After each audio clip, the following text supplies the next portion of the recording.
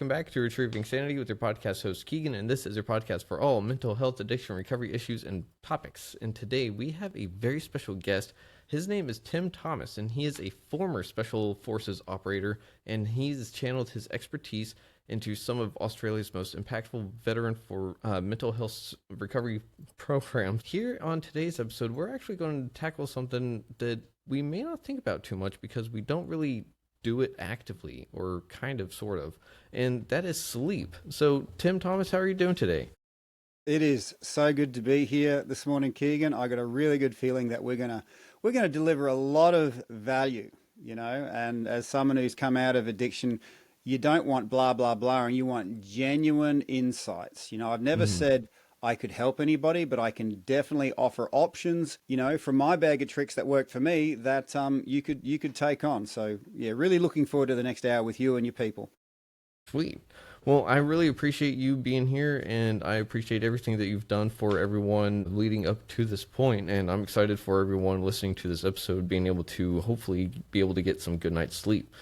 So what exactly is your experience with sleep? I mean, we all do it, don't we? Sorry for my laughter, okay, because there are so many assumptions around sleep, and there's so many people blah, blah, blahing about it.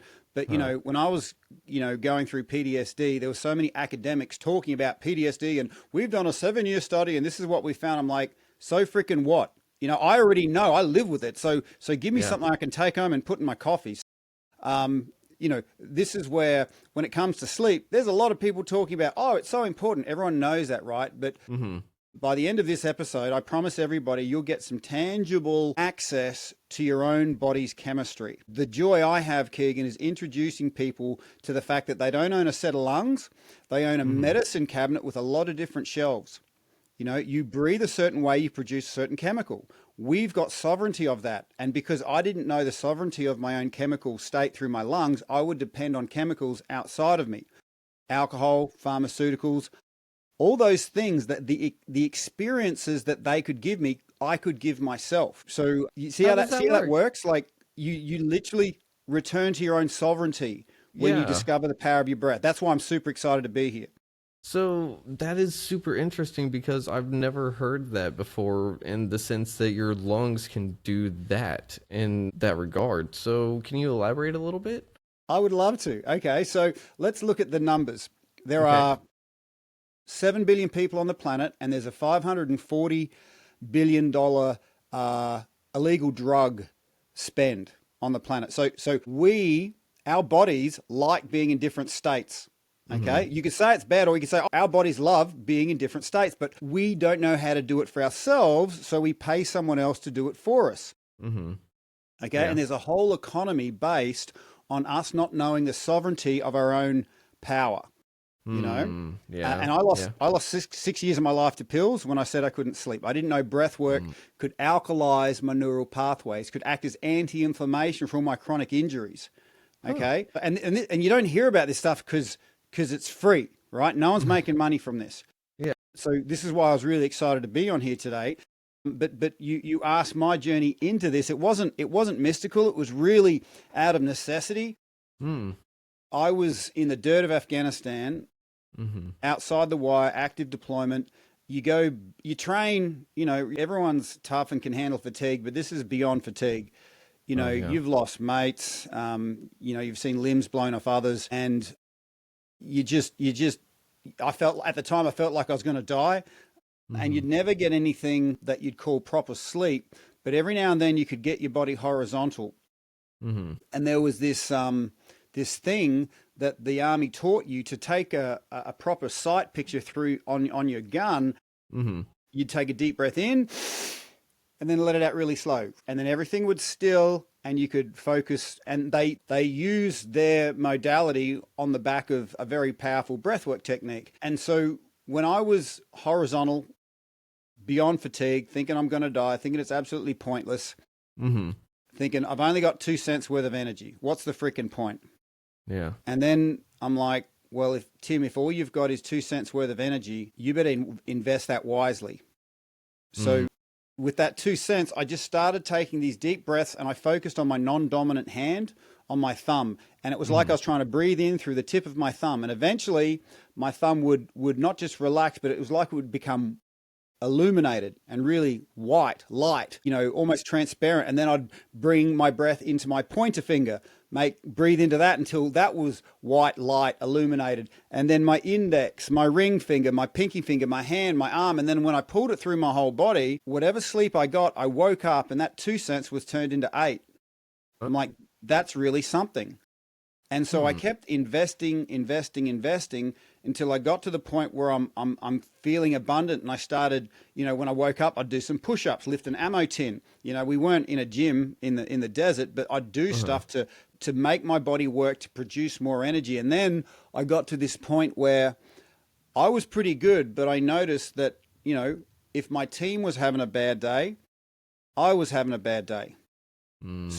So it wasn't enough for me to get myself, out of that fatigue. I had to do it in a way where I could build others up, and even if I'm being really selfish, it makes a lot of sense to have people around you that are strong and connected. Yeah. And I had to go to a war zone to realize that when the person next to me is stronger, I'm stronger. So, it was out of necessity, through, my own sort of, I want to survive this. How do I do this? And then when I got I didn't know breathwork was a thing. It was just something I did for myself. But when I got out of defense, went through my own PTSD, started coming out of it, and I saw so many other veterans suffering. And, veterans are normal people, and PTSD is PTSD. Everyone's suffering the same, but veterans sort of have this thing of, well, that we get in training, we get sort of pretty much told that if you ask your help, you're weak, and if you're weak, you let the team down, and we'll die before we let the team down. Yeah. So we tend to sort of leave our request for help longer until we're about to lose everything. And often, the veteran suicide rate is ridiculously high because there's just people not asking. But getting back to the importance of sleep, the goal I had was saving 40 veteran lives from suicide, because that was the number I picked because we'd lost about 40 blokes to bombs and bullets in Afghanistan, for Australian troops, right? And I thought, well, I don't care if I work the rest of my life. I'm just gonna commit to this goal. But that actually was achieved within 12 months because a metric of success, Keegan, was improving. The metric of success of the program was how much it improved the sleep of the participant. Okay. So we noticed that if we improved the sleep, everything in their life improved. And there's a saying, sleep is the soil from which everything grows. So if you can improve the soil, it's just like magic. Everything else sorts itself out. Oh, wow. Yeah. First of all, I'm so sorry about the losses that you've endured and all the service that you had done. And I thank you for all of that, because I know that can't have been easy whatsoever. But it sounds like something miraculous was born out of all of it. And well, Keegan, I say it very plainly to veterans. You might not think you're special. And I'll say this to everybody, but I bet you've been through some shit. Okay? And it's our job to turn that shit into fertilizer. Okay? That's actually there to help everything grow. And the stinkiest shit, the stuff that you don't want to touch, is actually makes the best fertilizer. And it might take you a week, a month, a decade to turn that shit into fertilizer, but that's the amount of time we can save others. Yeah. I mean, imagine one conversation with you, Keegan, saving someone 10 years of life. That's like a superpower. So that's in my experience, it's not just what we do that adds value to others or other people see as value as. It's what we've come through. Not so much what we do, it's what we've come through. And it's sort of that hero villain moment where you F the world, F everybody. I've been effed over. I've now got the right to F everyone else over. And that's staying isolated. But the hero asks, shit, this is almost impossible. But how many other people are going through the same stuff? And give that a genuine number. And I ask everyone listening, everyone's going through something. Whatever you're going through, ask yourself a real question. How many people do you genuinely think are going through what you're going through right now? And give it a real number. Yeah. Because those people exist. And, Yeah. and when I asked myself that question, Keegan, Mm-hmm. I figured at least 1 million, you know, Yeah. and that's when I saw 500,000 to my right, 500,000 to my left, and they're all looking in saying, you know, Tim, if you can do this for you, you can do this for us, you Mm. know, because I was hurting like a bastard, you know, Mm-hmm. but I'm like, I saw all these people and they're like, Tim, you got to find a way. Mm-hmm. And that changed everything because I kind of found my tribe. You know, when I was alone and isolated, I was justifying doing all sorts of dumb shit, you Yeah. know, drugs, alcohol, hurting people. Mm-hmm.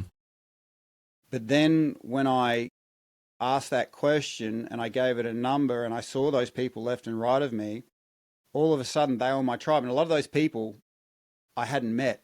And a lot of people that you are yet to meet are going to, if you start moving forward, they're going to say things like when they meet you in the future, they're going to say, we're so glad that back in 2025 you started moving forward because that the thing that took you so many years took us far less time. And it's a big shift in someone's mindset, Keegan, Mm. when, you know, you're, I'm not 1 in 1 million.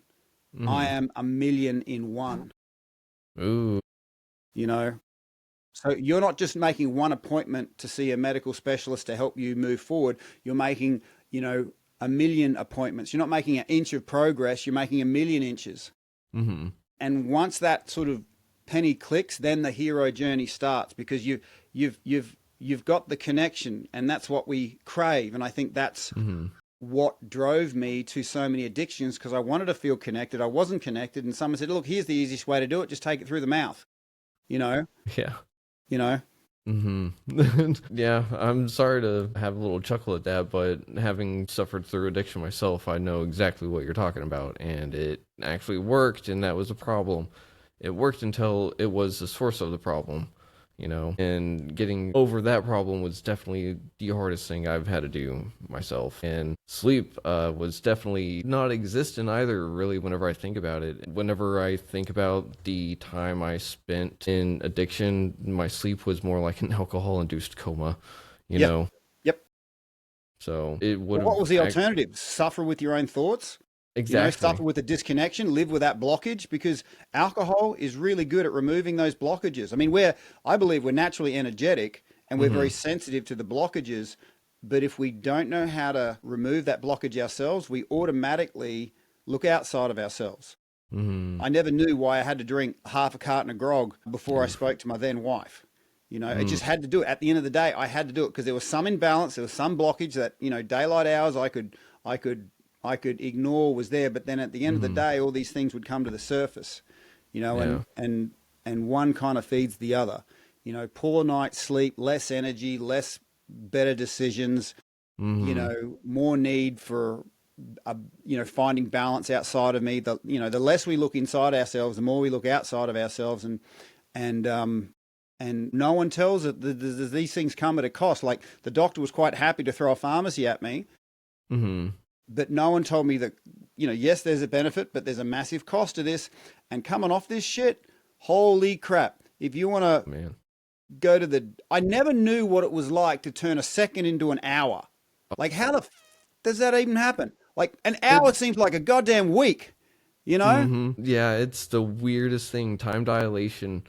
Whenever you're suffering through withdrawals and stuff, or just jonesing for your next fix, oh yeah, it was terrible. And I mean, it's interesting because thinking back to it, it was like even in the midst of sleep, I was wondering when can I wake up to get my next relief, because sleep wasn't even enough. So, how can someone go from feeling like that to improving their sleep to help them not feel like that the next day? Well, understand that it's actually quite easy to give you the answer to that question. Okay, Mm, it's actually quite easy. But okay. the reason not many people take this on as a solution is that there is opposition for you making positive and powerful changes in your life. Mm, Okay. So mm-hmm, think of your mind like a garden. Whatever you water grows. Okay. And uh-huh, for years, I was watering the weeds of stress and disempowerment. mm-hmm, And the thing about these things, they grow and grow and grow until eyeballs pop out of them and they actually become sentient. They become very aware of the choices you make and they're influencing your choices without you even knowing it, right? Little Yeah. fuckers. Okay. So they were not interested in me breathing a certain way to Mm. kick them out. So, I'd lost, got divorced, lost house, home, regular access to kids, sleeping on Mm. the couch in my parents' place. And you could bet at 2 a.m., I did not want to goddamn sleep because of all this shit in my head. Mm. And this was worse than a war zone in Afghanistan. This was a whole other level, right? Mm. Um, and even though I was a breathwork coach, I knew that if I breathed a certain way, I would find peace, but these stress weeds were running the show. Okay, so Mm. it's like I literally couldn't breathe. And if you want a sort of a tangible experience of this, like think about every time before you do some form of exercise. Okay, Mm. there's always that little bit of resistance because that Mm. resistance is the disempowered parts of you knowing that you're about to be empowered. And then they're kicked out. They're gone. So they scream the loudest before they die. All right. Mm. So will give breathwork techniques and I'll give access to a bunch of breathwork techniques, but people need to be aware that if you've been watering the weeds of stress or disempowerment, they will fight for their existence.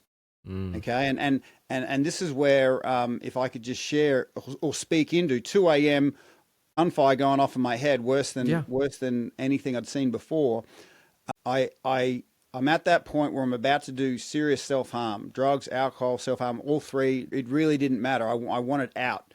Mm. But then Keegan, I literally looked at my left thumb and I said, you can take one breath, take one fucking breath. And I drove it into my chest and I sucked in the deepest breath of air because of that tactile push into my chest, kind of got me focused on my breath instead of the thoughts. And I'm like, oh Mm. crap, that worked. Let's do it again. And I stuck 2 fingers into my chest. Oh my gosh, this is working. Take 3. Okay, take 5, get to 10, and finger after finger, breath after breath, and somewhere between 15 and 25 breaths, the stress weeds were chemically overridden. Okay, Mm. because breath is a chemical override. Okay, this isn't thoughts controlling thoughts.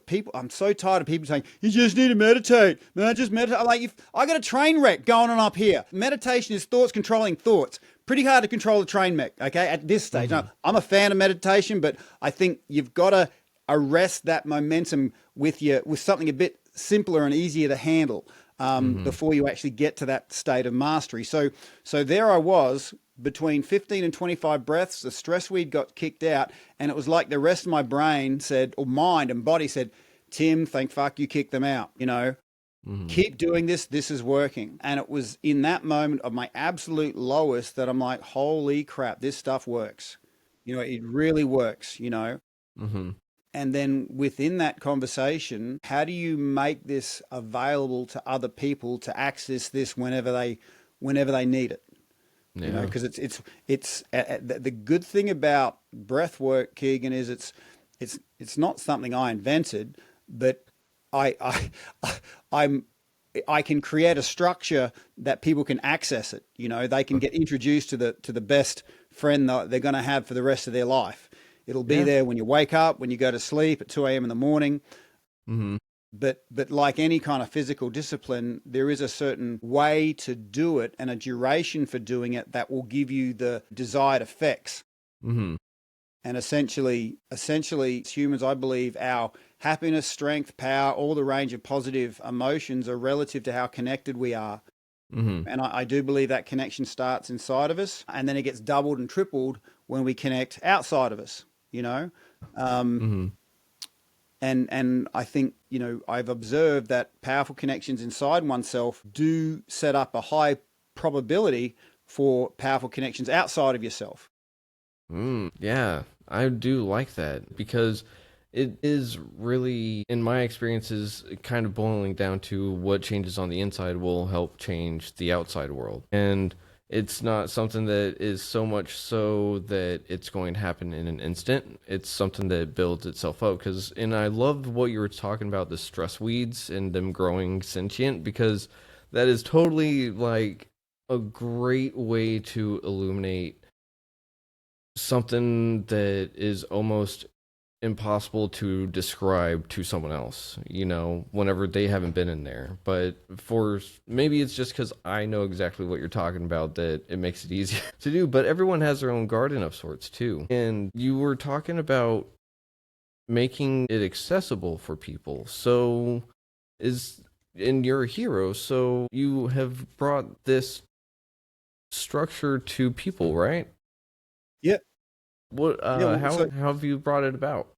Okay. Well, what I noticed is you've got to meet people where they are. It's one thing to give them a bunch of hacks. It's another thing to understand the life they're living and how to easily and effortlessly splice in a new healthy habit in a way that's comfortable and effortless. Because I've noticed I can do things that are comfortable and effortless a lot longer than I can do things that are uncomfortable and hard. All right. Yeah. Kind of obvious, but it's so I've created a company called Breathwork in Bed, and that is exactly what we do. We do breathwork in bed, and we Okay. basically Uber Eats in the breathwork. Okay, so all you got to do is once you look up on your phone the Breathwork in Bed app, tell it when you want to sleep and when you want to wake up, and then just forget about it. It falls out of your phone exactly when you need it. Because remember to do, even though I know it's healthy, I'm like doing stuff at the end of the day and I'm getting tired. So to have something there that's just a button where you can go boop, that is the start of the experience of people going, well, that felt good, more please. That felt good, more please. And then before you know it, you start using your breath as your drug of choice. Okay. We are made for altered states. Okay. And we can do it for ourselves. People ask me why I do up to 2 hours of breath work a day. Well, I'm like, I'm kind of the guy that likes feeling stuff and feeling how to change my body and feeling high and feeling, and this stuff is free, non-addictive. I mean, it's addictive, but you know what I mean? And it's so incredibly healthy. And I'm very cautious when I say this, but because it reduced my inflammation so much, I don't have a lot of cartilage in my lower back from carrying heavy shit in the special forces. And that had me laid up 3 weeks out of 4, right? But doing my breath work has dropped my pain scales, dropped my inflammation, chemically changed stuff, and gotten rid of all the tension from my body, because pain can sort of feed itself, in our own desire to protect ourselves. Like, you'll feel pain, you'll feel tension, you'll feel pain, and it'll just sort of get this tension. So breath work, I mean, I could tell you the science behind it, and at some point during this podcast, you'll get to experience it. But essentially, air has a very powerful nature. Okay. And the nature of air is it can't be held. Like, if you try to grab it, you can't hold it, right? That's obvious. Yeah. But when we breathe it in a certain way and in a certain duration, we take on that nature. We take on the nature of air. Air doesn't allow us to hold on to our physical tension. It doesn't allow us to hold on to our mental tension, And it's interesting you're touching your jaw right now, because behind your jaw is a vagus nerve insertion point. So when people, Really? yeah, when people start feeling stuff shifting, they often adjust their jaw. Yeah. So one thing I actually look for when I'm working, I mean, obviously my space is veterans, and I spoke about how breaking someone's isolation is the first step. We can handle anything if we feel connected to another human. That's kind of how we're wired. But if we're disconnected, and this is what pain does, it doesn't matter if the pain's emotional or physical, it'll get to a certain duration or intensity where it transforms from just being pain to being loneliness, isolation. I'm the only guy going through this. So it really doesn't matter what I do. So I can destroy myself, I can hurt others, it's just this crazy echo chamber. But when the isolation is broken, and what I used to do is just run these veteran groups where someone would share their story, and I'd watch the crowd, because you'd see these jaws going, just slightly popping open, and you'd hear words to the effect of, fuck, I thought I was the only one, and I'm like, yes, we've just started their healing journey. Because isolation creates these words we want to speak, but we can't speak them. And those unspoken words become like rocks around your heart. And it's like you can't feel anything. And I used to take so much alcohol just so I could feel something, Yeah.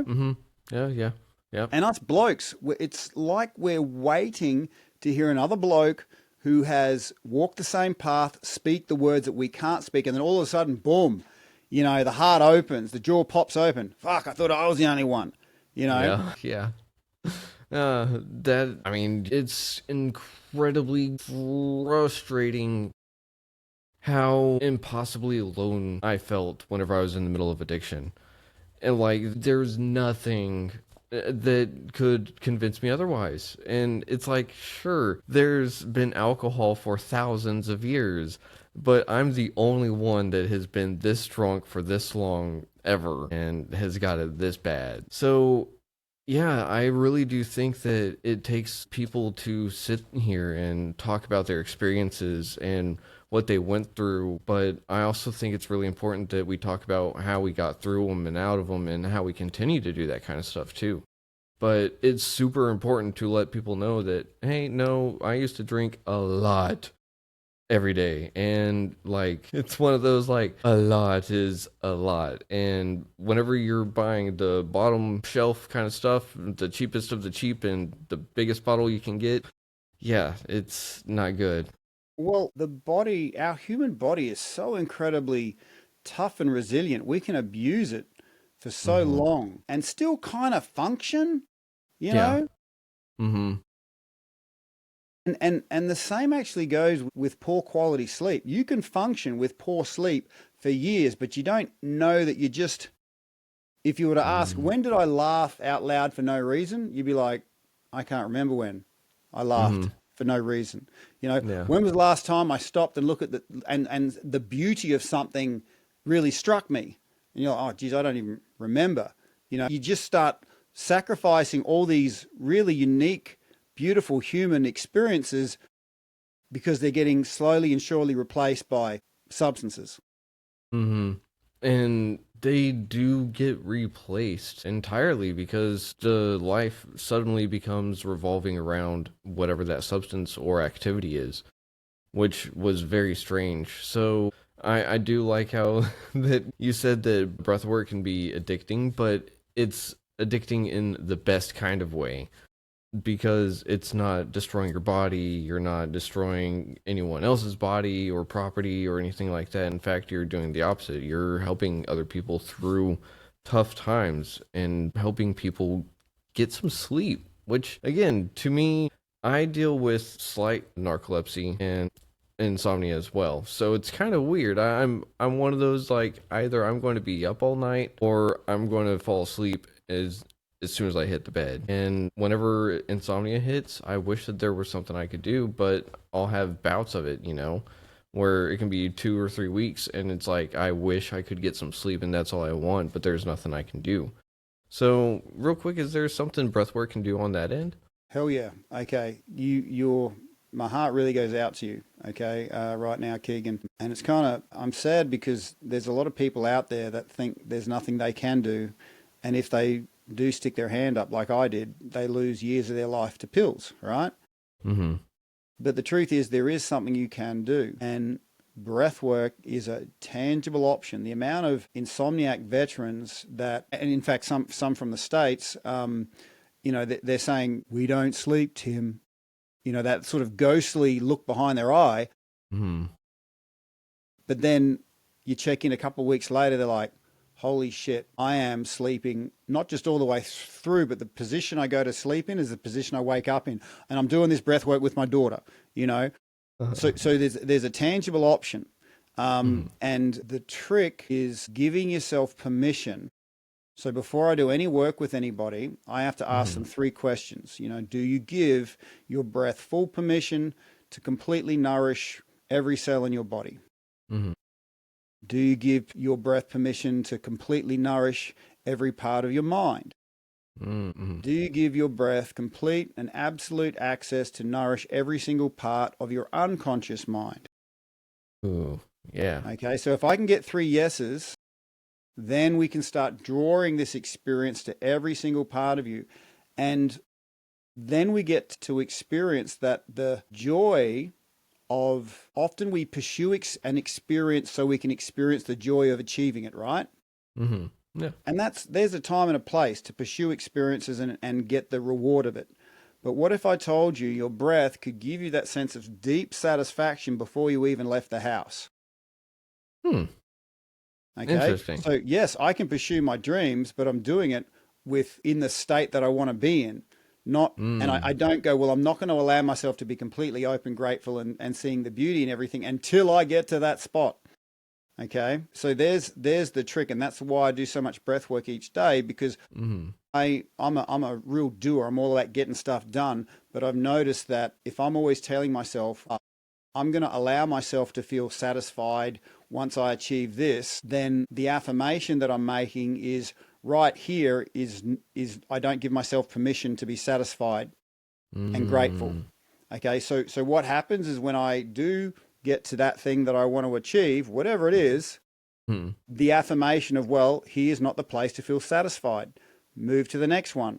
So I every day do my breath work to the point where I feel complete within myself, open to new experience. On a good morning, I will even shed a few tears looking at a sunrise. And I know it's going to be a good day when I see a few tears out of the eyes, because I'm feeling in such receivership of the goodness that is. So there are so many applications to people sleeping well, but the real game changer with breathwork in bed is it doesn't just give you an awesome night's sleep. There's getting out of bed breathwork. So most people associate getting out of bed with, I just feel like a bear, right? That's me. And I had a coffee shop. I had to get up at 2:30 in the morning every day. And I just felt like death, absolute death. And I would, then start making these recordings of this breath work. So before I left the bed, I'd breathe a certain way to activate my body. Okay. Here's a fun fact. Your nose, the Chinese call Heaven's Gate. If with your right hand you block off your right nostril and breathe through your left nose, that activates your PNS, parasympathetic nervous system. It helps you relax, rest, digest, all is well.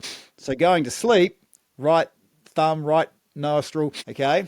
Now, waking up in the morning, left thumb, left nostril, breathing through the right. And that gets you ready to rock and rumble. So before a fight, I used to be a professional fighter, really get that firing going. So you can control your chemistry through your nose. Another fun fact about the nose, I'm only saying this because it's hiding in plain sight, is that the body has a really positive relationship, some more than others, hey? Yeah. The body's got a really positive relationship with nitric oxide, okay? It's a massive benefit for the heart, the lungs, the brain, the mood. Now, nitric oxide is not produced when you mouth breathe. It's only produced when we breathe through our nose. Huh. Okay? Okay. Fun fact about nitric oxide. They used to dope athletes with nitric oxide, but then they found that there was all these other benefits that the athletes were experiencing. And nitric oxide is a key ingredient in Viagra.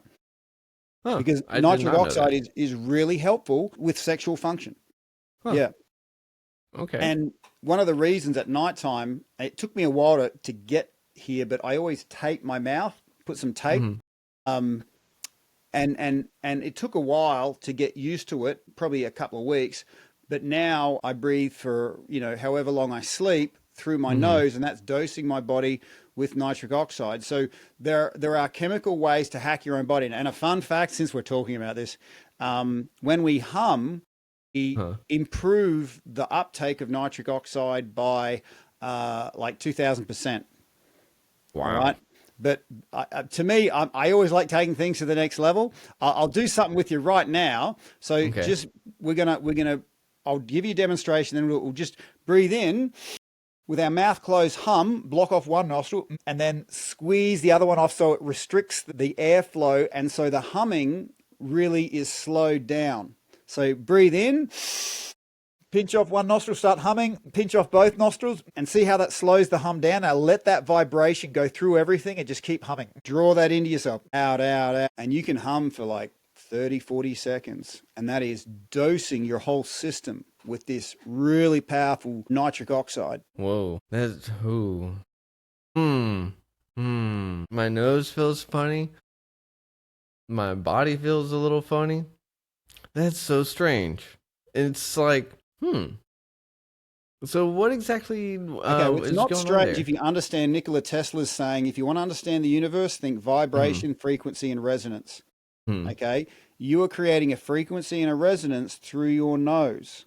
Okay, so it wasn't just an uptake of nitric oxide, there was a certain vibration going through your whole system. Okay. And we respond really powerfully to that. And simply, if you understand that we're the most powerful energetic circuit board, okay, energy comes from us, but it's the blockages that stop us, right? So if you can find ways to effectively remove the blockages, all of a sudden you're kicking ass without even trying, because we are naturally made like that, right? And so simple activities like that little trick we did, we can connect back to our body. Okay. And when we connect back to our body, boom, we've got all the energy we need. Like, this is the bank, right? But we tend to think, oh, it's out there somewhere. I've got to get a loan. I need a loan for energy, you know? And so breath connects you back into the bank. Okay. And I can see you're resonating with it. So we'll do one, just an easy one to ramp this up even more. Okay. Is when you breathe in, then breathe in again and again. Let me demonstrate this. We're going to pinch your nose. You're going to then let your head fall forward, and you're going to push all that air down to your belly, like you're pushing it out of your belly. And when it's pushed down low, you're going to hum it out. Okay. So what we're going to do is we're going to breathe in, and then in. Pinch your nose. Let your head hang forward. Let your head go forward. Put your hand on your belly. Feel like how it's sticking out, and pushing it down low. Hum it out. Push it down low. Hum it out. Hum it out. Hum it out as much as you can. Push it down low. Hum it out slow. And relax your shoulders, your neck, your spine. Let that resonance go deeply through your system. Just let it in. This is an active receivership. The more you let this in, the more good it can do. Just let it in and allow it to just do what it does. Okay, so just check in with your body right now. Energy has an intelligence all of its own. It'll go to where it needs to go. So just let it go to where it needs to go. Some people do a bit of stretching. Some people just relax part of their brain, whatever it is. Yeah. It's like, it's activating my like slight restless leg syndrome, but it's almost like it's relieving it almost.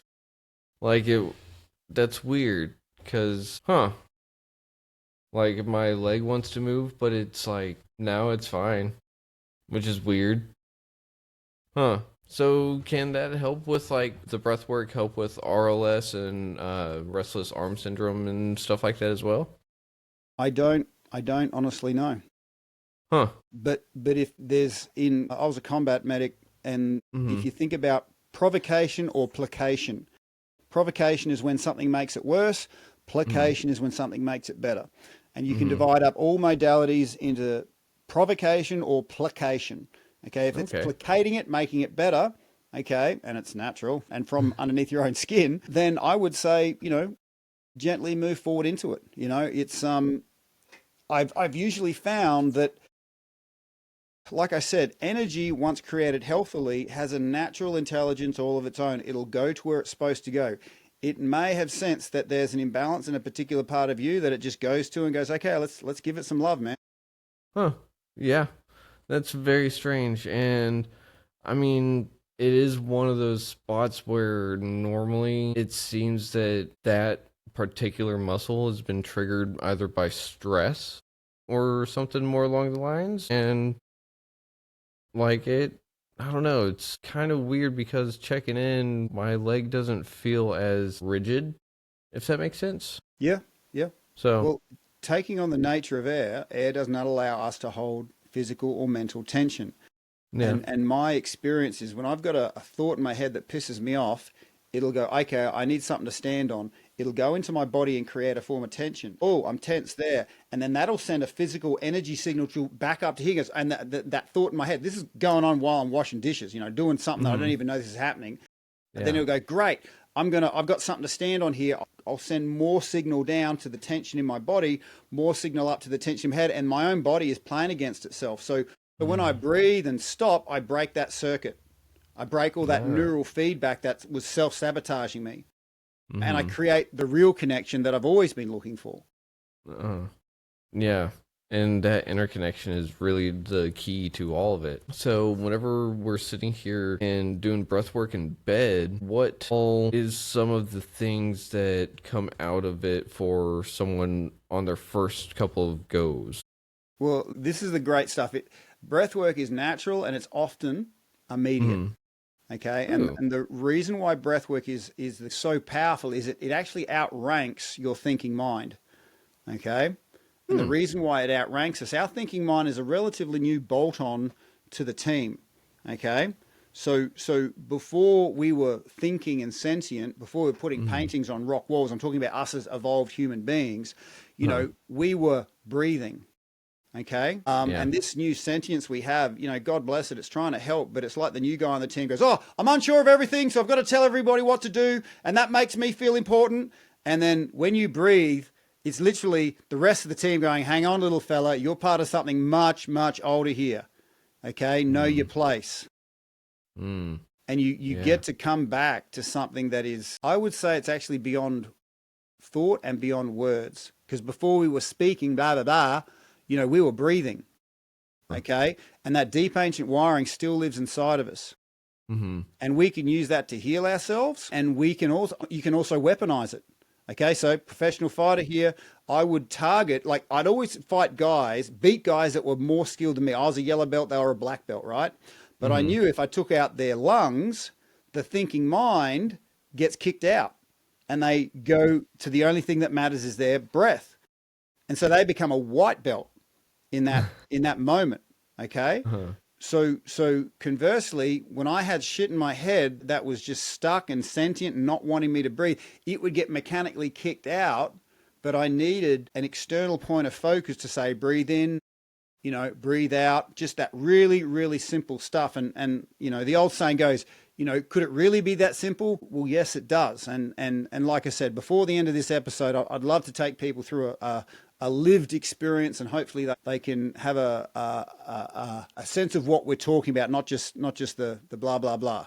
Yeah, for sure. A lived experience and some actual example works is going to be fantastic, and we've got time for that in just a little bit. But one of the things that I'm curious about is whenever you're doing breath work and whenever you're seeing these results and all this, how do you convince someone that they should try it? It's like a lot of things. Humans are so tough, and it's almost like, I know, I'll own this. I was a tough dude, and my head had to bounce off the concrete a few times before I go, you know what, maybe there's a better solution. And I'm sure there was plenty of people that tried to put their hand between my head and the concrete, and they ended up just hurting their own hand. you Mm, know so yeah. in many ways you've got to speak your truth authentically, share the things that have worked, and people sense, like, when people are hurting, one thing you got to give them is they got a shit radar a million miles long. They can tell if you're bullshitting them. And Hmm. there's so much bullshit out there, right? So you don't know who to trust sometimes when you're looking for help. Hmm. But if you can speak the truth and say what worked, you're planting a seed of thought in their head. Okay. And if you can create a structure where they can go, you know what, to hell with it, I'll give it a go. Then it gets taken on board. So I say, I don't like using the term help people, because Hmm. you can't help anyone as much as you can't change anybody, but Yeah. you can give them options, and you can make them accessible, you know. Hmm. And that's sort of been my driving force. And I've seen the best results just sharing honestly, and then saying, Hmm. look, here's an option. Your head might need to bounce a few times before you take it on board, but it's here, and it goddamn well works, you know.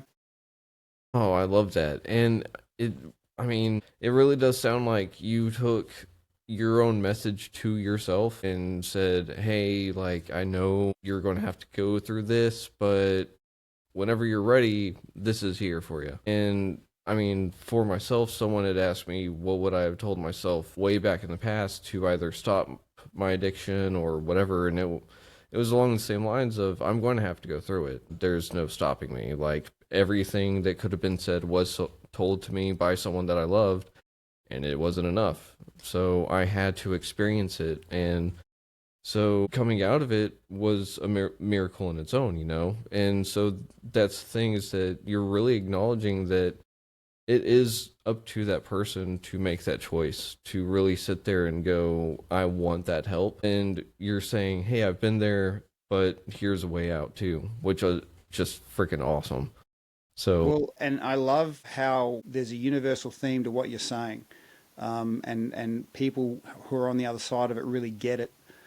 mhm, And I will offer again, if you're in the locker right now, ask yourself that question: how many other people are in the same situation you're in, and give it a genuine number. And then put those people left and right of you, because they're looking in going, hey, if you can make a way forward for you, you can make a way forward for us. And us humans, we are capable of anything, but we're not very capable of feeling like we're alone in the scenario.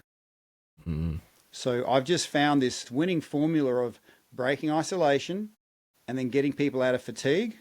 You know, mhm, what's that look like? Breaking isolation, improving sleep. And it's like this mhm, golden compass just switches on inside of people, and they know exactly what they're supposed to do next. You know, yeah, there's so many millions of dollars poured into mental health, but if you're not addressing the isolation, if you're not addressing the fatigue, because if you're in isolation, you can't drop your guard. No one's got my back. So if I drop my guard, something bad's going to happen. It's going to be my fault. And that's exhausting, you know? mhm, So yes, you've got to break the isolation. And once they're out of fatigue, it's almost like they sort themselves out. Once you truly understand this, you need 98% less of the resources you think you need, you know?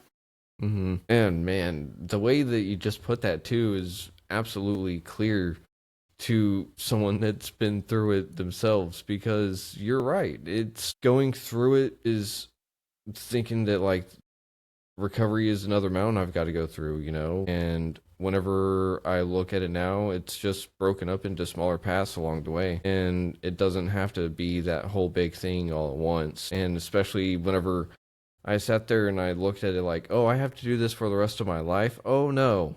It was, no, I can do this for today at least, and we'll see how it goes. And it really does make a difference. And that connection, that isolation, the fatigue, all that sorting itself out is crazy too, because whenever my fatigue comes to be rest and rejuvenated, then the connection even to even only myself is improved, and that helps me connect with others outside. So, Yeah. Part of the recovery process, and part of what I try and do with breathwork in bed is, yes, you connect to yourself, but do you remember how I said breathwork gives you breathwork out of bed? So mhm, you get this slow on ramp to good energy, so your feet are hitting the ground very differently. But mhm. then it asks a very simple question: do you want to double the energy and connection you're feeling right now? Okay, you've done your breath work in the morning. You've connected to your body. There's Mhm, even positive affirmations to say in the mirror. Because if I've just noticed, if I can win the first 10 minutes of the day, I've won the day. You know, mhm, otherwise I just spend agonizing hours trying to get myself away from feeling shit. Like going away from something you don't want to experience is very different to going towards something that you do want to. So to have that automated process, that first 10 minutes of the day, just a press of the button, mhm, and then the way to double your energy once you've connected to yourself is consider the possibility that this energy is not just meant to stay here, it's meant to be paid forward. It's only half the connection here. Full connection means when it gets outside of you. mhm. Within the app, we have this thing called the generosity news wall, where you do a simple act of generosity to somebody or to the environment. I like picking up cigarette butts. You know, that's my act of generosity to the environment. Or, you Uh-huh. know, you could buy someone a cup of coffee. You could just say good morning to three people. One of my other favorite ones is just pick up the phone, you know, the voicemail button you can send to people. And I go, hey, Uh-huh. buddy, how you going? Just checking in. Hope you're well. You know, just something so simple to create a connection. You get to, and the generosity doesn't just double your own energy, and it doesn't just enhance it in someone else's. Anyone observing that gets a big boost as well. So, you know, if you want to biohack your brain, integrate generosity, because Ooh. that is one of the most powerful things we can do to break our own isolation.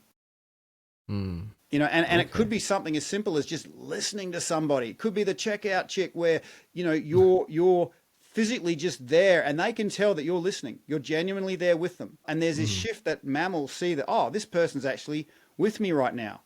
You know? And what did that cost me? Nothing. You know, what was it? What was a potential impact? Could be everything to that person. You know, so generosity doesn't have to, people think, oh, it's got to be big. No, I'm saying, think of you as a million in one. You're doing 1 million small acts. That's no small act. Yeah, that's cool. That's a really, really cool way to look at that. And I do love that about generosity, because generosity and gratitude have a long thing.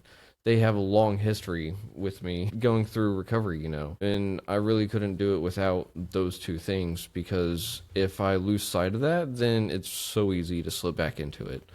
It really is.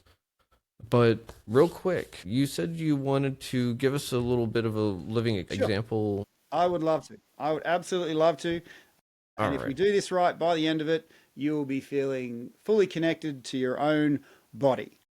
All righty. And I mentioned this earlier, but we do need to give ourselves permission for our breath to nourish our bodies. Okay. We do need to give ourselves permission for our breath to nourish our minds. Okay. And we do need to give permission for our breath to 100% nourish our unconscious minds. Okay. So if you've said yes to all those, all I'm going to get you to do is breathe in and out. Congratulations. That is the first step. Being conscious of your breath connects you to your body. Okay? Because mental health to me isn't mental health, it's physical disconnection. The more I'm worried about stuff outside of me, and the more disconnected I am from my body. When I breathe and I'm aware that I'm breathing, that's the first step to getting connected back to my body. This is where the bank is, remember? But our mind will tell us that, oh, it's all out there. Nah, man, it's all here. All right? So now what we're going to do is we're going to breathe in, and we're going to breathe in again and again and again and again. Okay? In, and then in. Hold it. Move your shoulders a little bit. Open it up. Wriggle, wriggle, wriggle. And if it feels good, let it out with a sigh. Teeth start showing at this point because we don't know how much tension we hold up here, man. Yeah. And when we release it, it's like, oh, wow, that felt pretty bloody good. Yeah. I mean, there's been something I've been going through, I'd say the last probably month or two, and that's being real mindful of myself. And I'll catch myself holding the last snippets of breath for some reason. The very last bit. It's not a full breath out. It's the slightest bit of the last out, and I'll hold on to it. And then I'll take in that other breath. And I don't actually give myself permission to do those deep in and out breaths. Yeah. So a lot of stuck energy is in that last, cup of air. Okay. And that's why laughter is often very helpful, because you're actually squeezing out everything, all those last bits of air. So all that stuck energy is gone, right? So there is actually a thing called laughter, but that's just a type of breath work. You know what I mean? Like, laughter theory, it's just a type of breath work. Singing is a type of breath work, So what I'm going to do now is, the joy I get, Keegan, is introducing to the wondrousness of their own body. Now, you didn't know this, but in your 2 fingers and thumbs, you have a power button, okay? And we're going to hit that power button because you notice when you breathed in and then you breathed in again and again and again, you sort of breathe in up here. So we're going to break it down. This is your primary inhale, and your secondary inhale is when you go in again and again and again. Okay? So we're going to call that your secondary inhale, and you're going to pinch your fingers as hard as you can when you get to that secondary inhale. Okay? So we're going to blow it out, shake it out, blow it out, shake it out, blow it out, shake it out, out, out, out, out, out, out, out, shake it out, blow it out, out, out, out. When it's all the way out, start breathing in. When you get to your secondary, hit those power buttons. In, hit those power buttons, hold it, wriggle it around the place, wriggle, wriggle, wriggle, feel like your chest is opening up, and if it feels good, let it out with a juicy sigh. what just happened? I know, right? We're getting high on our own supply. No, like, that was not a breath, was it? We're halfway through the process. We're halfway through the process because breath work isn't hard. Like, okay, Keegan, how old are you right now? I'll be 33 in August. 33. Okay, so for 33 odd years, you've been breathing a certain way. Okay, so imagine if, let's just say you went to the gym and I'm just using gym terms here, your bicep curl was only ever like that. Okay? So if for 33 years someone was doing that, if they were to extend that, whoa, what was that?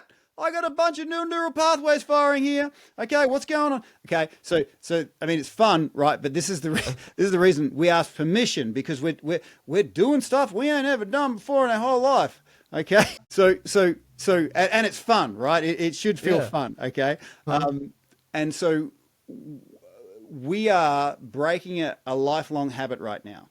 Okay, but we're accessing resources we never knew we had. All right, and we're gonna build this up even more. So do you remember how I said how nitric oxide is produced when we breathe through our nose? Yeah. So this time we're going to blow it out, shake it out. And then when we breathe in, we're going to kind of double the speed of the inhale. Let me demonstrate this. We're going to breathe in and then snort with our mouth closed. Really, if you look at my nose, see how I'm sort of behind my nose, everyone's nose, we've got sinuses.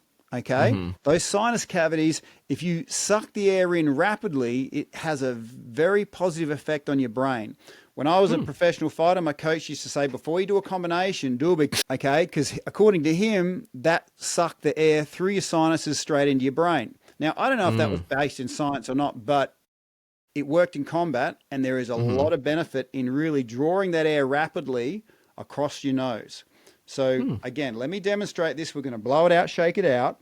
And then with our mouth closed, we're going to double the speed of the inhale, and we're going to look up with our nose. Okay. So our structure is opening and our nose is pointing up. Okay. Cool. Okay. Yeah.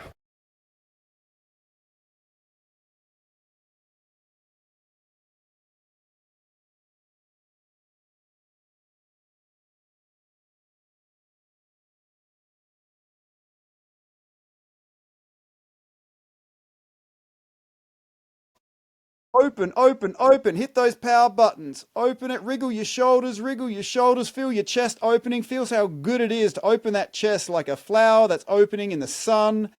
And then when it feels good, let it out with a sigh. Now just let the energy go in there. Don't have to talk about it. Just let the energy do its work. Sometimes if we try and categorize this with our words, it can stop the energy flowing. So just let it go where it's supposed to go. Give it a second. It'll percolate and precipitate.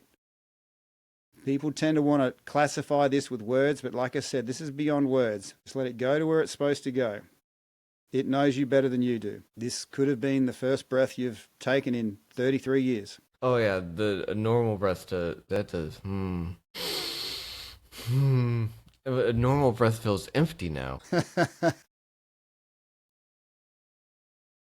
Well, most people chest breathe. Okay. And if you saw someone in the street going, they're about to freak out, but it doesn't matter because they're chest breathing rapidly, but it doesn't matter if and they're hyping themselves up to freak out, right?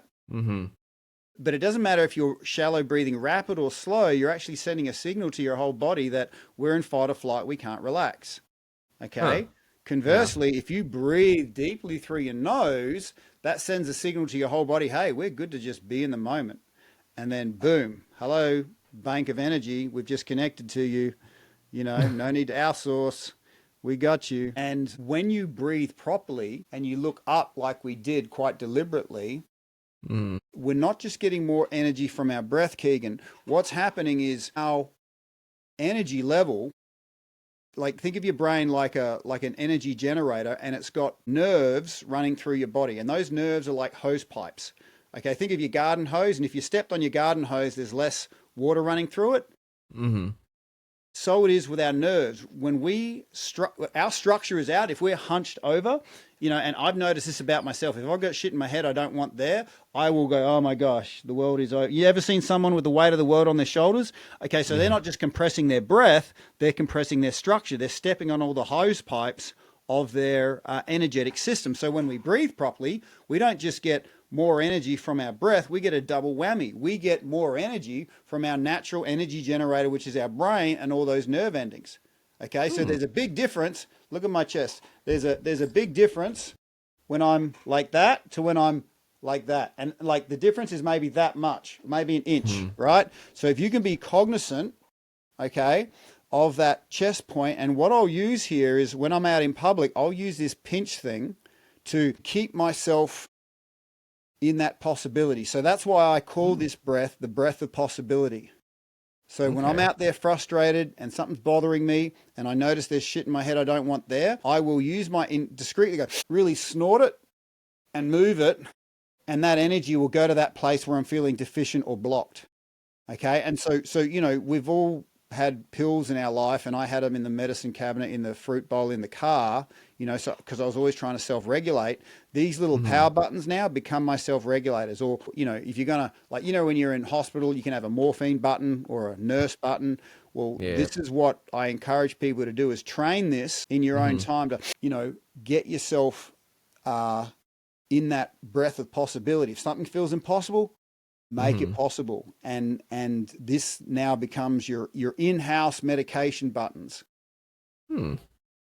And I encourage people to drill that in their own time, so when they're out in the real world and things are going on, you can go to it. Because if you don't drill this in your own time, like in the special forces, we Mm-hmm. didn't do anything that the other regular forces couldn't do, but our drills were so precise that when the pressure came in, we could do the basic drills.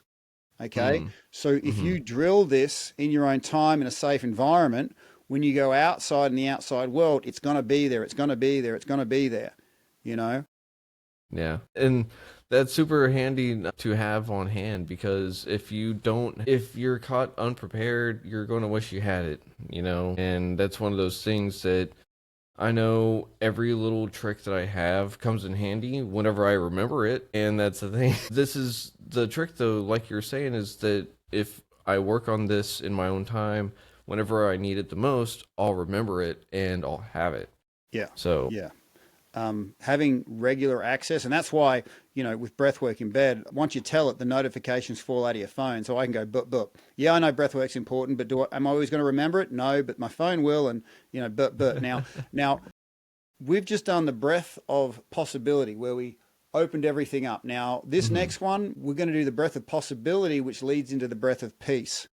Okay, now the mm, breath of peace is super good, but it can't be done operating heavy machinery, driving. You need to be doing it seated or in a safe place where you're supported. Okay, seated or laying down, because this one can create such a powerful drift in the body that you can feel so relaxed you almost fall off your chair. All right. So what it's going to look like is this. So we're going to breathe in, hold hmm it, wriggle it from our top third, from our middle down low, and we're going to pressurize it. And Okay. then for as long as possible, we're going to pinch our nose and hum. But we're going to deliberately try and push it down low, because if you divide your lungs into third, the bottom third is where you have the best gas exchange, because that's when the little air pockets of our lungs, the alveoli, are the most vascular. They've got the most blood exchange for the gases.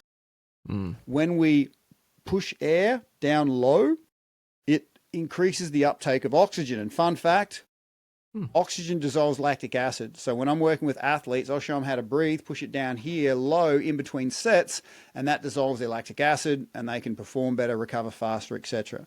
Okay. You and me right now, it's just going to feel really nice, man, So, and we're going to do this 3 times, and Okay. don't beat yourself up. This is the first time you've been doing it. Give yourself some grace. It'll probably start feeling more natural on the 3rd time, but I'll be here with you the whole time. So, Okay. with your power buttons, just feel them and exhale. Blow it out, shake it out, blow it out, shake it out, blow it out, shake it out. Out, out, out, out, out, out, out, out, out. Further out, further out, further out. It's amazing how much you can blow out. And then push those power buttons and really snort through your nose. Open up, look to the ceiling, lean back, look to the ceiling, lean back, open everything up, and then just hold it and wriggle it down. Let your head go forward, hold your breath, head forward, head forward, head forward. One hand on your belly, push it down low, one hand on your nose with your head forward, and then hum while you sort of push it down low. Let your head hang forward. Let your shoulders relax. Let that vibration be absorbed through your whole system. And as that air leaves your body, let your tension leave your body. It's like you're a deflating toy. All the tension is leaving your body as the vibration leaves your body. Doing really well. And we're going to do this 2 more times, and each time is going to be more relaxed. We're going to get more open.